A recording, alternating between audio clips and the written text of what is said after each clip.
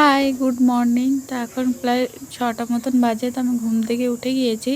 তো ফ্রেশ হয়ে নিলাম। তো চলো এবারে রান্নাটা আমি চাপাবো।